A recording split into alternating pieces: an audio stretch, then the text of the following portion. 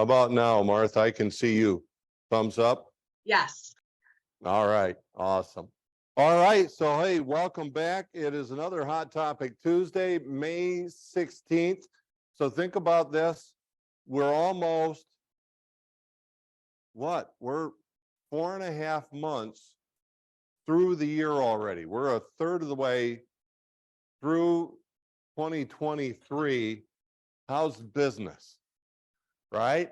So that's really what we want to take a look at today, is the aspect of what's the market looking like.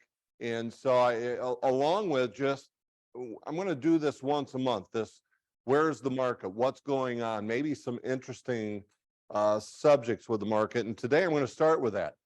I want to make you aware of something that is going on out there. And so this came through one of the meetings that my involvement with the Education Committee at the Northern Oakland County Board of Realtors. So what's becoming real clear right now is it's kind of the dog eat dog world, right? Especially within real estate. Deals are going, they're flying off very quickly. So we're going to look at the statistics, but along with that, this was an interesting one. I want to make sure as many of us know about this and spread the word. Watch out for this. These things are being recorded. So there are a couple of companies that are going out there and say, hi, homeowner. My name is Schmo with Schmucks Realty. And I want to give you a few dollars up front right now. In exchange, what I want you to do is to give me a 40-year, I want to make sure I enunciate that clearly, a 40-year exclusive right to sell. I know, right? It's like, are you kidding me? This is an actual one that was shared with me that somebody recently had on a property in Clarkston. They paid the gentleman $800, and it's a 40-year, 40 Schmucks Realty. Well, believe it or not, it is. Darwin, you paid say they paid him? For the exclusive right. And oh, by the way, it doesn't go away with the owner when they die. It goes along with the estate. It's a lien against the property. So how do you find out whether or not your seller made a mistake like this? So I just want you to see it. One, no, there's no backing out of it. And by the way, you can see number 3, the term of this agreement began on the effective date of and expires on the date the property is sold in accordance with this agreement, and the date is 40 years after the commencement date. So again, just be aware that they're out there. And oh, by the way, there's not much you're going to do to get rid of this. This particular one happened to be an estate, and when this gentleman executed this agreement, he was not in the right frame of mind. And it happened to be that the executor for the estate was an attorney who decided to hire an attorney, and they did get this dissolved. But it was based upon the mental state of the homeowner when they signed this agreement. So be wary of these. Now, what's the lesson to be learned from it then? Order pre-title. Order pre-title. You take a listing, you turn it in, order pre-title from the title company. That way you don't go through an entire process only to find out that you couldn't list the property in the first place. That's a recorded document. It's a memorandum of that existing document. Yep. So it'll be recorded, and the only way that you're going to find out about it is either the seller knew about it and forgot about it, or it's going to come up on title, or this company is going to go, yeah, sorry, Larry. You can't list that property. We got an exclusive right to do that. Now, here's the other thing. Educate the public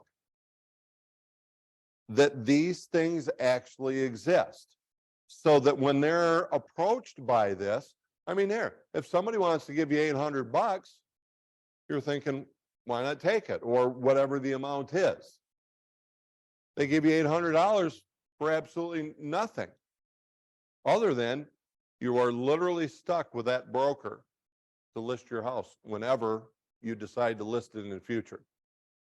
So is it worth the $800 to have this lien against your property? And so far, yes, they've been enforceable.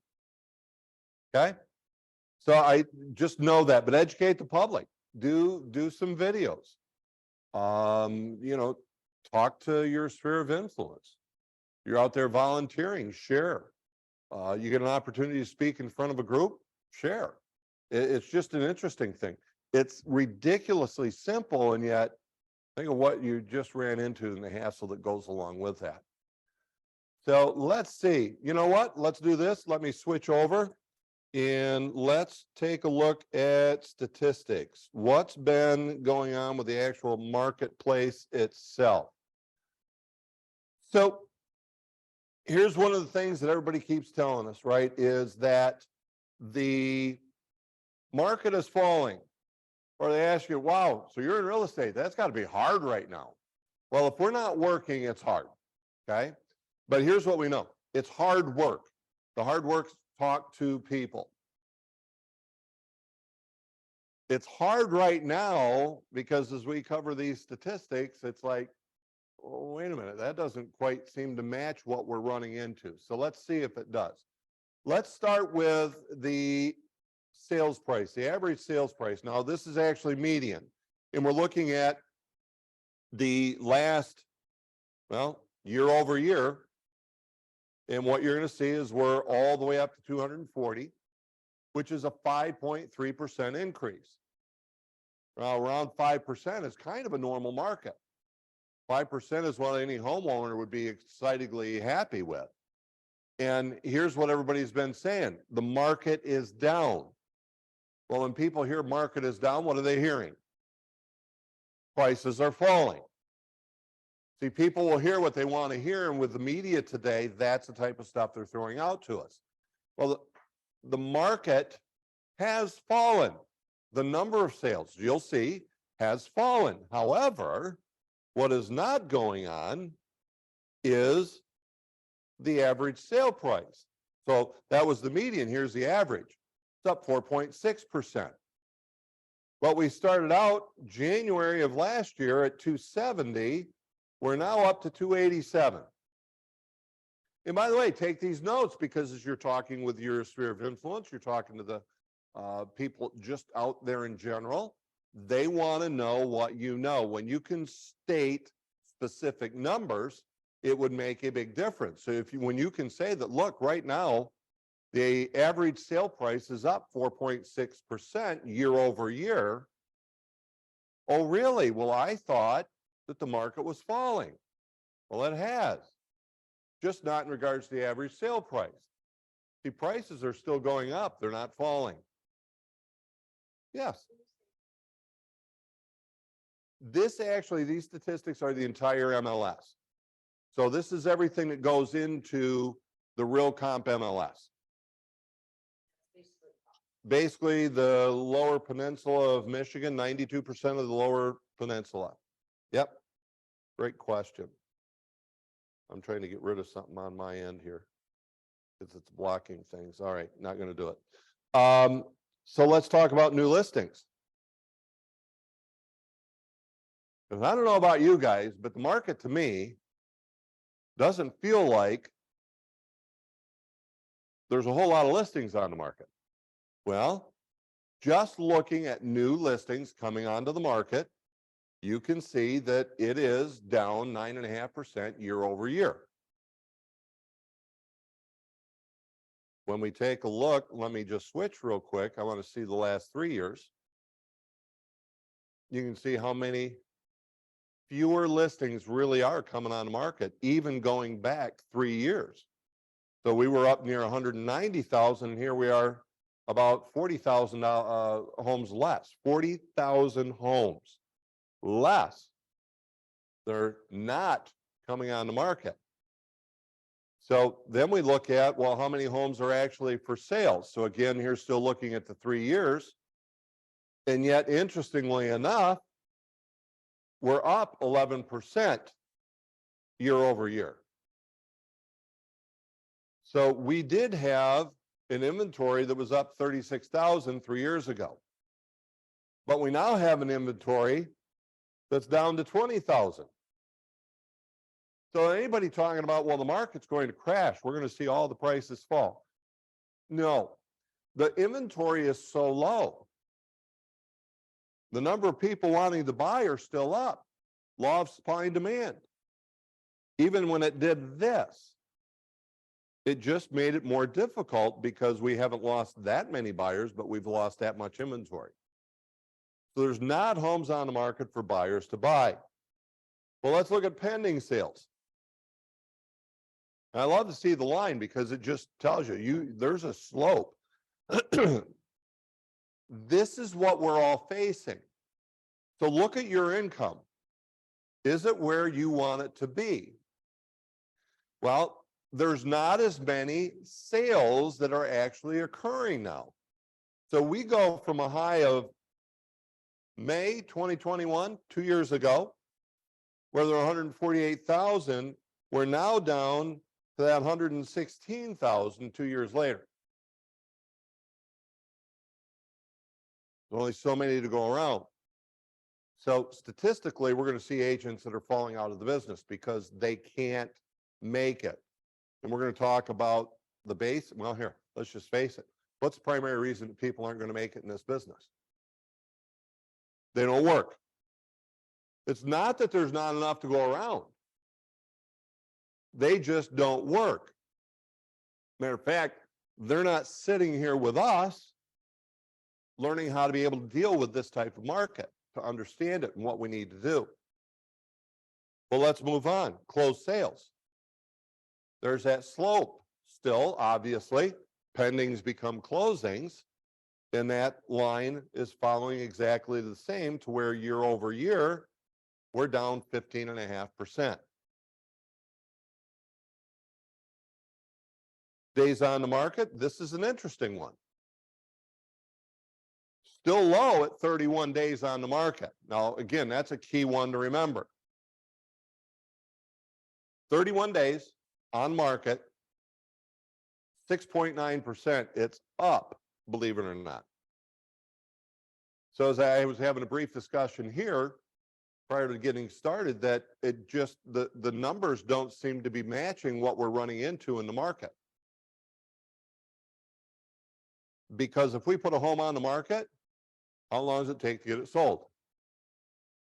We've got exceptionally low inventory within our company, I believe, because one, we take a listing and we list it correctly. So it's not on the market long because of that. But I think another issue that we got to take a look at, are we getting our unfair share? And when I say unfair, that we're on the high side of that unfair share. What are we being able to do to be able to take a look at that? So that's a key we want to see. Now I'm going to pull up then the month supply of inventory.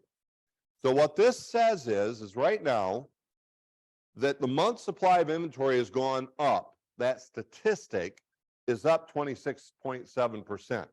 However, the key to this one is it's still only 1.9 months. Now that's a low number.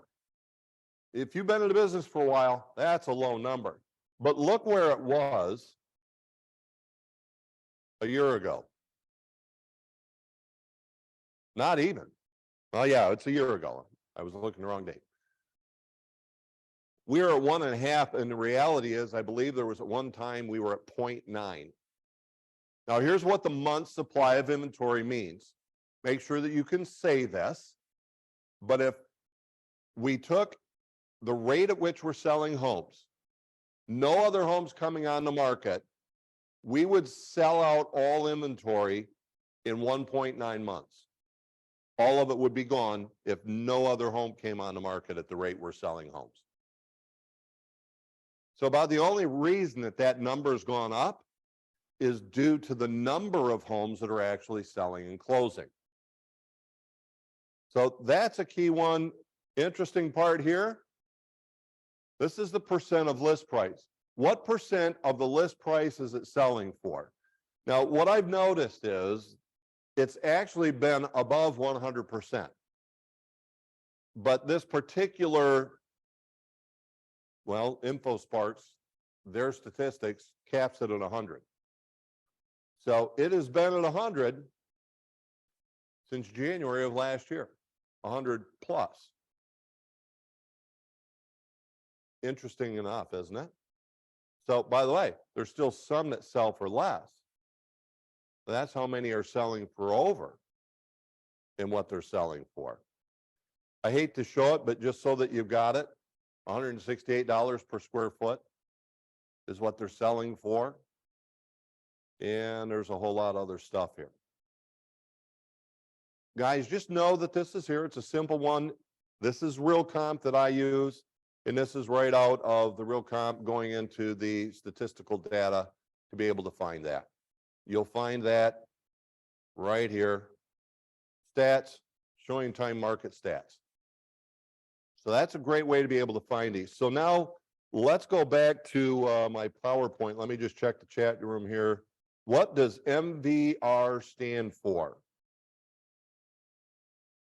It would help if I knew where we saw that at.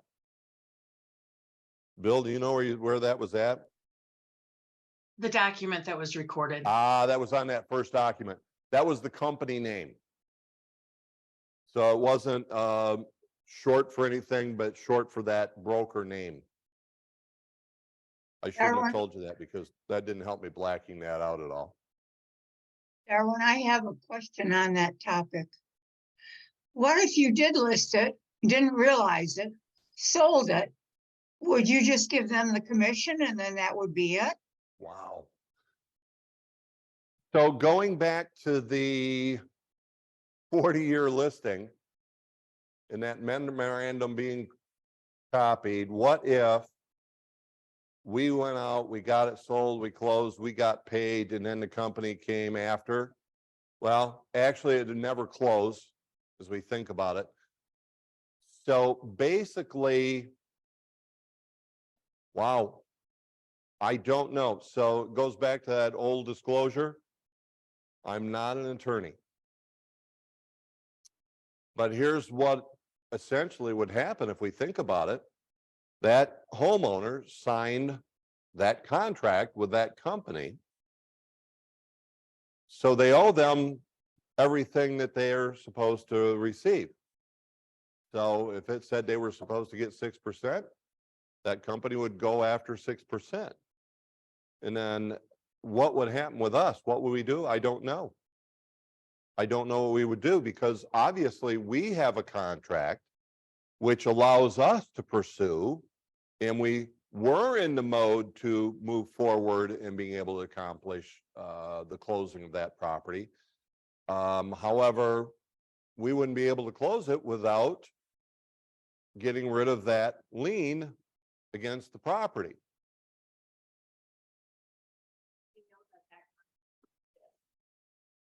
Because of that memorandum. That memorandum is a public recording. So that's why I was saying that. So by the way, the question came up, how do they know that that memorandum actually exists? It's through the public recordings. So when we order the pre-title, and again, this is the big message to everybody, order pre-title. There's too many screwy things that are happening out there, and our title partners are more than happy to do pre-title. Believe it or not, it probably saves them money. Here's what they know. We take a listing, there's a high possibility that it's going to close. They don't mind running the pre-title. And it's just searching title in advance of the actual sale. We get the sale, we turn in the purchase agreement, they add the name of the purchaser to it, and that's about it. So it's Now- really through running pre-title is where we're going to discover that. Another question, Darwin. What if you have the Yes. buyer? What if you have the buyer? I'm And sorry, you broke up right there. what if you have the buyer and the other agent didn't run the pre-title? The seller has a purchase agreement. So they're bound to sell it. So that shouldn't be an issue. It will be the seller clearing that cloud on title. So it's back to what our first statement was, is how do you get rid of that? Well, seller made a mistake, forgot about, or just didn't think about that agreement that they signed, and now they signed a new contract with us or some other broker. That's where they've got to get it worked out. But they're either going Darwin? to pay two brokers, or one's going to be just, look, I'll walk away. I don't want to. So what would we do? I don't know. I hope that we don't run into it. Could But at the, some point, we'll have to figure it out. Go ahead, Holly. could the owner do like a mutual release, since the people that are listing, in quotes, the property are not really advertising that it's listed? Well, again, it's a cloud on title. So even though they didn't have it listed, it was because of the way the contract that they signed with that homeowner actually is written. So there's nothing that says we couldn't take a 40-year listing agreement. Oh, but by the way, don't start marketing and advertising it until we tell you. That's principally what these people are doing. And they're paying homeowners for the right to do that, which probably gives them the right to then go ahead and also record it, so it becomes a cloud against title. I was just So the thinking about Zillow, those for sale by owner people. Oh, Wouldn't, yeah, good question on that one. Here's the big key. What's the contract say? What's the contract allow? So whenever we do it, that's what we've got to take a look at. But what I've heard for a couple of companies that are doing this, they're binding. They're binding. There's not getting out of it. Yes, I got a question here.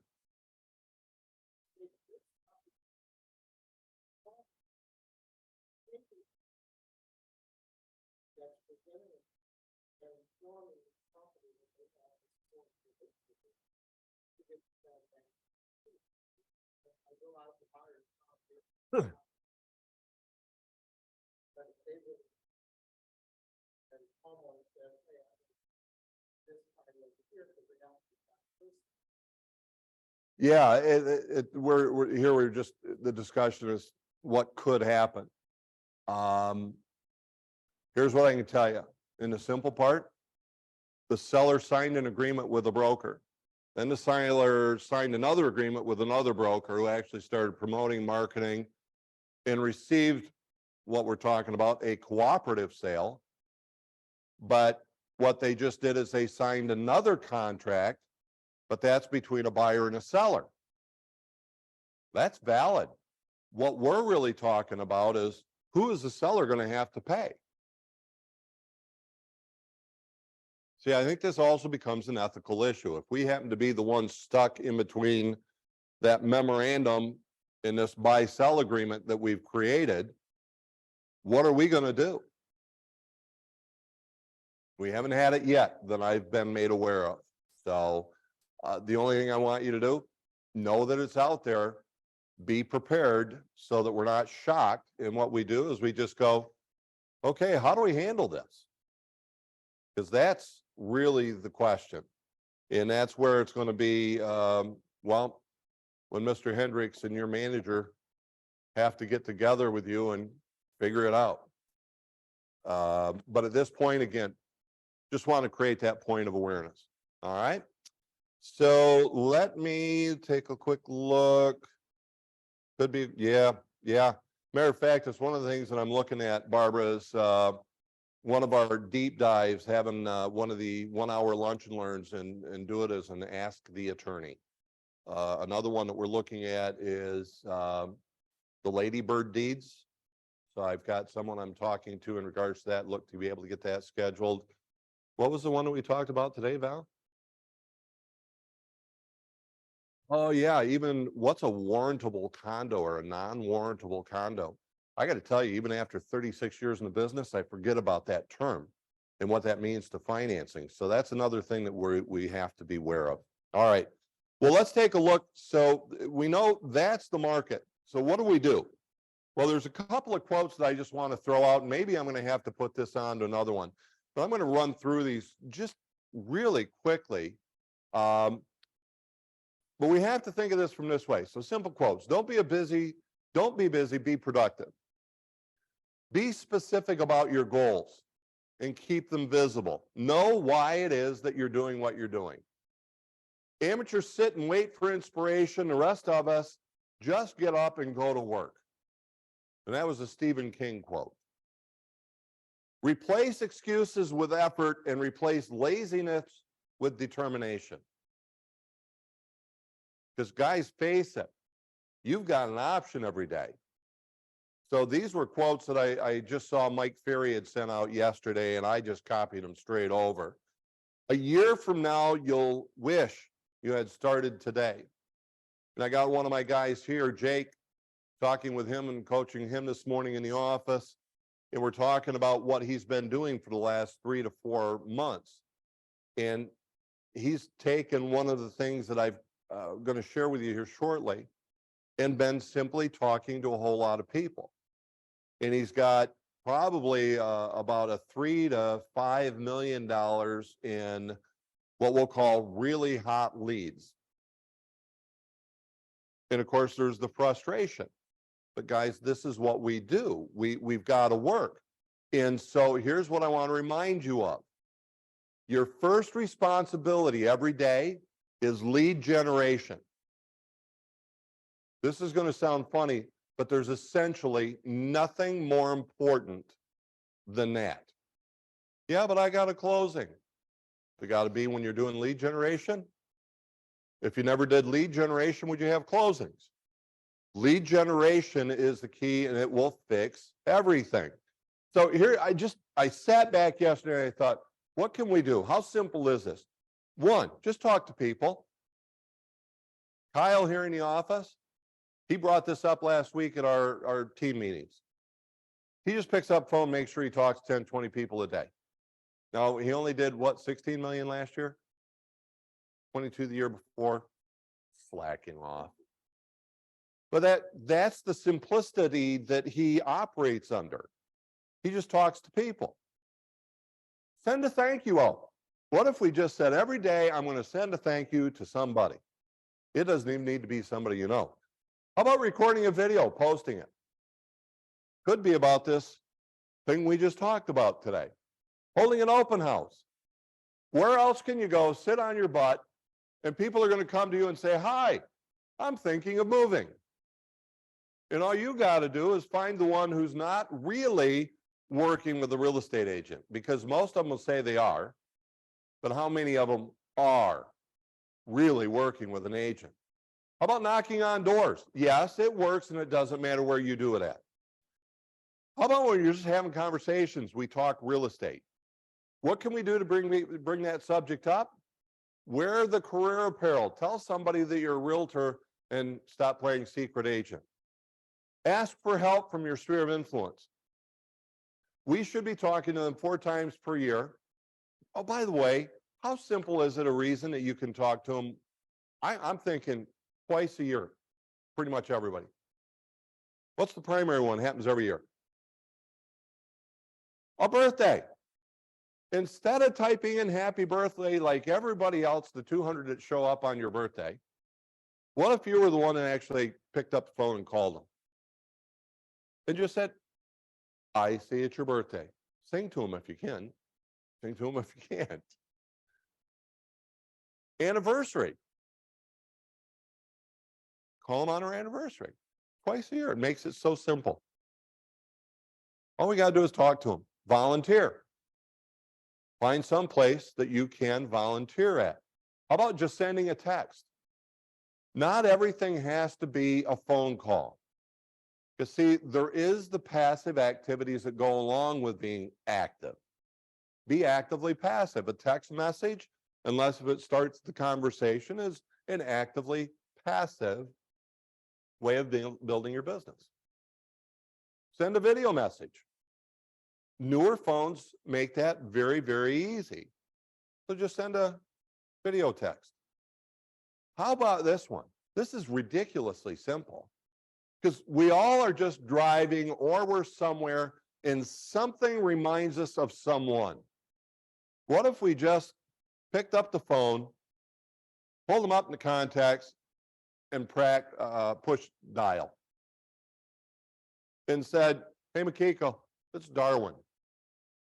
I just went by and it made me think of you. I just wanted to catch up. How's things? Have a conversation about them. And they're going to ask you how you're doing. How's real estate? Especially if we're talking to them often enough. How about this? Do you represent buyers? This is one of the key things that I got Jake going on. If we represent buyers, is it not our responsibility to know all of the potential inventory, not to wait for one to come on the market, but to go find one even that's not on the market? You know what, if you do that, what you end up with? Listings. Those of you who are afraid to call for sale by owners and expireds, you'd do it if you were truly calling on behalf of a buyer. Because now it's, hi, you the FSBO? Oh, great. Well, this is Darwin. I'm a local real estate agent. I happen to be working with Makiko Tanaka. Yeah.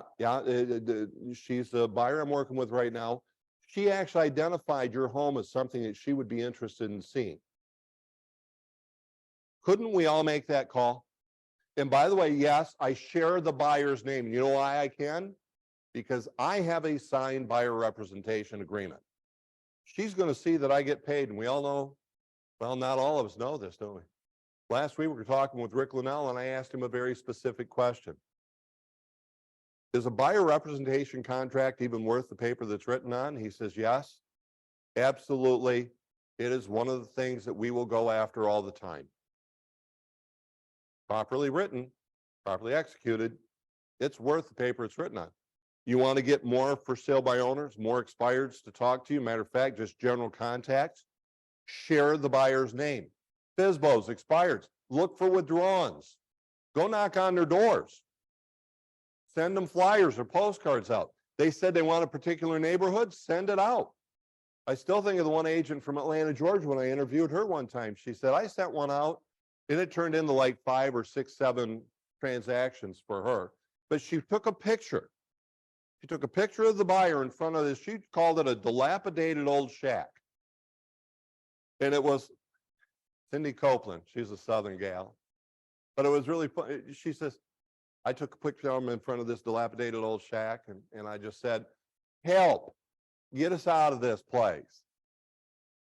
If you are thinking about selling your home, call our agent, Cindy Copeland at. She wrote it from a third-party perspective.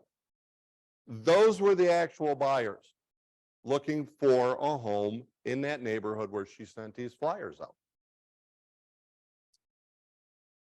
People would be impressed with that. I think this is a biggie. It's going to take some time, but set up Moxie Engage and take advantage of the e-marketing. See, I like business to come to me, right? Well, on top of all the active modes of building business, this is another actively passive. Get technology working on your behalf. Spend a half hour. If it's in the beginning, spend an hour a day. Maybe it's 2 hours a day. How many people do you have in your sphere of influence? Look, I took my phone, and I'll say I made a mistake wherever it is. I took my phone and there's like 1,500 contacts that went over into Moxie Engage. Is it going to take a while to get them into the appropriate groups, onto the appropriate campaigns? Yes. But once it's done, how much time does it take? Get technology making you money.